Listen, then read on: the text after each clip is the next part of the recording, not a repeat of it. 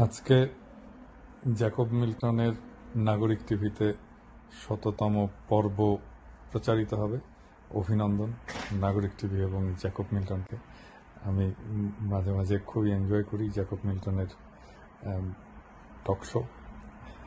বিশেষ করে আমি খুব এনজয় করেছি যখন ওই সোহেল রানার সাথে আমার একটা ঝগড়া হচ্ছিল, তখন জ্যাকব মিল্টন এটা নিয়ে কথা বলেছিলেন এবং কিছুদিন আগে ফজলিয়াবকে নিয়েও কথা বলেছিলেন, খুব মজার।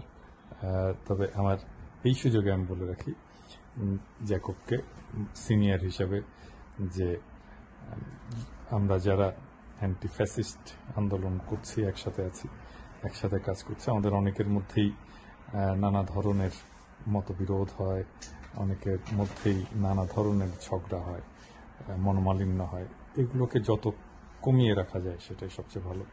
এবং আমি সবসময় সবাইকে বলি যে ডিফারেন্সগুলো কমিয়ে ফেলতে এবং পরস্পরের কাছাকাছি আসতে। আমি বলবো যে যত এই ইয়েতে এই ১০০তম পর্বের সুযোগে জ্যাকব মিল্টনের সাথে যাদের যাদের সমস্যা আছে, ঝগড়া আছে, মনোমালিন্য আছে, এই সব কিছুই আমি আশা করব যে সেটা ঠিক হয়ে যাবে এবং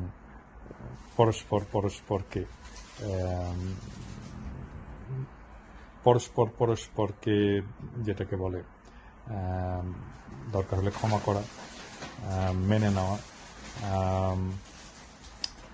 এবং একসাথে আবার পথ চলা, এটাকে শুরু করতে হবে। এটা যদি করা যায় এটা সবচেয়ে ভালো। যে কোনো একটা আমরা উপলক্ষ দরকার হয় কোনো একটা নতুন কিছু, শুভ কিছু শুরু করার জন্য। তো এই ১০০তম পর্ব সেই শুভ উপলক্ষ হোক, আমার এই কামনাই রইল। ভালো থাকবেন। সর্বশেষ আমাদের এই শোতে যদি উনি ব্যক্তিগতভাবে হাজির হওয়ার কোনো প্রকার ব্যবস্থা আমি করতে পারতাম, আমি অত্যন্ত খুশি হতাম। হয়ে ওঠেনি। পিনাকি ভট্টাচার্য, ওনার সাথে আমার ব্যক্তিগতভাবে কখনো পরিচয় হয়নি, কিন্তু একটা জিনিস যেটা উনি করেছে সেটা হচ্ছে কোঅর্ডিনেট করা, কোঅর্ডিনেশনের ক্ষেত্রে একজন মানুষ যদি আরেকজন মানুষকে রিচ আউট করে, এখন কে কাকে রিচ আউট করেছে আমাদের বাংলাদেশে বসে কালচারালি আমরা এটা উপলব্ধি করতে পারবো না, কিন্তু একজনের কাজ আরেকজন রিকগনাইজ করেছে, এর চেয়ে বড়ত্ব আর কিছু নাই। পিনাকি ভট্টাচার্য উনি বলেছেন, সোহেল রানার একটা কমেন্টারি জয় বাংলা নিয়ে আমি ওখানে রেসপন্ড করেছিলাম।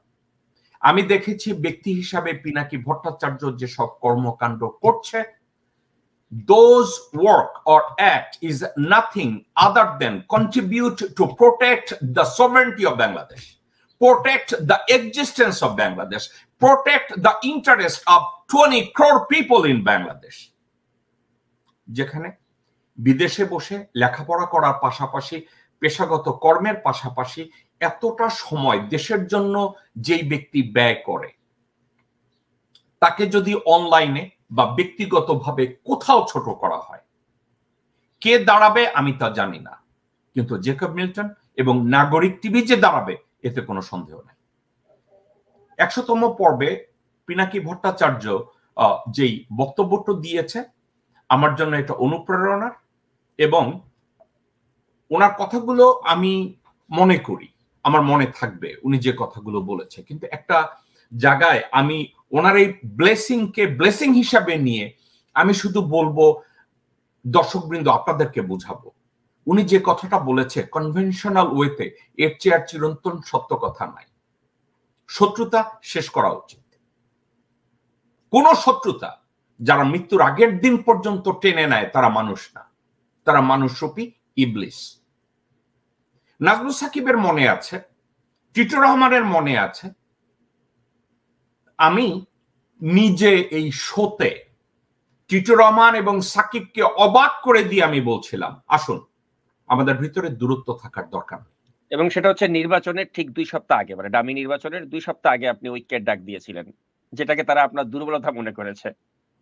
আমি বলেছিলাম আসুন আমাদের কারোর সাথে কোনো ঝগড়াঝাটি নাই, আসুন আমরা সবাই মিলে কাজ করি। আপনারা শুনে অবাক হবেন, আমার জানা সত্ত্বেও সলিড ইনফরমেশন আমার কাছে ছিল এবং আছে, যারা সরকারের হয়ে কাজ করছে।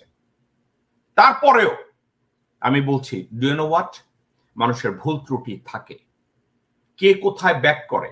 আবু জাহেলের মতো লোক যদি তার ভুল বুঝতে পারে এক সময়, আমরা তো আবু জাহেলের চেয়ে নিজেদেরকে কি আমরা উত্তম মনে করব না?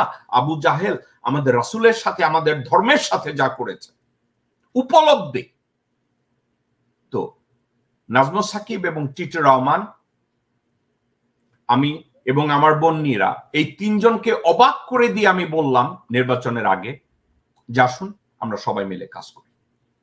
একটা কারণে, সেটা কি জানেন? পিনাকি ভট্টাচার্য কনভেনশনাল উইজডমের থ্রোতে যেই ঐক্যের কথা বলেছে, আমি ঠিক একই ঐক্যের কথা চিন্তা করে আমি বলেছিলাম আসুন আমরা সবাই মিলে কাজ করি। এর অর্থ কি জানেন? পিনাকি ভট্টাচার্য মানুষের মতো চিন্তা করে। আমি আমার ঢোল পিটাবো না, আমিও পিনাকি ভট্টাচার্যের ব্যতিক্রম না। অর্থাৎ পিনাকি ভট্টাচার্য এবং আমি Jacob Milton, we are on the same page. যে আসুন, ভুল ত্রুটি থাকতে পারে, অনৈক্য থাকতে পারে, ভুল বোঝাবুঝি থাকতে পারে, আসুন সবাই মিলে হাসিনা শেখের বিরুদ্ধে বাংলাদেশের গণতন্ত্র পুনরুদ্ধারে, রাষ্ট্রের sake, for the sake of our country, আসুন আমরা সবাই একত্রে কাজ করি। আমি যখন এই ঐক্যের ডাকটা দিলাম, সেই হাসিনা শেখ, আওয়ামী লীগ এবং বসুন্ধরার পয়সা খেয়ে নিউ ইয়র্কের কতগুলো পশু শ্রেণীর রিক্সাওয়ালা, তাদের পয়সা খেয়ে আমার ঐক্যের ডাকের জবাব দিলেন কতগুলো মিথ্যাচারিতা, ভণ্ডামি, ইডিওসি দিয়ে। এ পর্যায়ে আজকের পিনাকি ভট্টাচার্যের শুভেচ্ছা মন্তব্যের জবাবে আমি এই কথাটাই বলতে চাই। পিনাকি ভট্টাচার্য, উনি আমার চেয়ে সিনিয়র বয়সের দিক থেকে। মেডিকেল সায়েন্সে, আমি লেখাপড়া মেডিকেল সায়েন্স নিয়ে কখনোই করিনি। উনি একজন বিজ্ঞ মানুষ, যোগ্য মানুষ। দেশ সম্পর্কে উনি অনেক ভালো কথা বলেন, অনেক তথ্য সম্বলিত অনেক কমেন্ট্রি বাংলাদেশের কোটি কোটি মানুষকে উদ্বুদ্ধ করে, জাগ্রত করে। তো উনি যদি আমার 100তম পর্বে বলে থাকে যে সবার ভুল ত্রুটি বাদ দিয়ে, প্রয়োজনে ক্ষমা করে দিয়ে, একতাবদ্ধ হয়ে আন্দোলনের কোনো বিকল্প নাই, আমি পিনাকি ভট্টাচার্যের এই কথার সাথে একাত্মতা ঘোষণা করে আমি বলবো আমার কোনো শত্রু নাই। অনলাইনে যারা বাংলাদেশের গণতন্ত্রের পক্ষে কাজ করছেন, প্রত্যেকটা মানুষ আমার ভাই। কে ভালোভাবে কথা বলছে, কে খারাপভাবে কথা বলছে, আমার কিছু আসে যায় না। সবাই ডিফারেন্ট ওয়েতে ডিফারেন্ট পৃথিবীকে চিন্তা করে, সবাই ডিফারেন্ট ওয়েতে এই হাসিনা শেখকে ডিপোজ করার জন্য কাজ করে। প্রত্যেকটা কাজের সাথে আমি একাত্মতা ঘোষণা করে আমি বলতে চাই যে আজকের 100তম পর্বে পিনাকি ভট্টাচার্য, কর্নেল শহীদউদ্দিন খান, নুরুল হক নূরের শুভেচ্ছা মন্তব্যের আলোকে আমি এতটুকু বলবো যে আসুন সবাই মিলে দেশকে রক্ষার কাজে আমরা সবাই আত্মনিয়োগ করি। কিন্তু দেশ রক্ষার নামে আপনারা যদি কেউ ভণ্ডামি করেন, আজকে নাগরিক টিভির এখানে দাঁড়িয়ে উই আর দ্য পিপলের অধ্যক্ষ হিসাবে আপনাদেরকে আমি বলি, আপনারা যদি আন্দোলনের নামে পিঠে ছুরিকাঘাত করেন, আমি অন্য দেশে কি করব আমি তা জানি না, কিন্তু আমেরিকার মতো জায়গায় আইনের থ্রোতে যত প্রকার স্টেপ আছে, যা কিছু আছে, এর কোনোটার থেকে আপনারা পার পাবেন।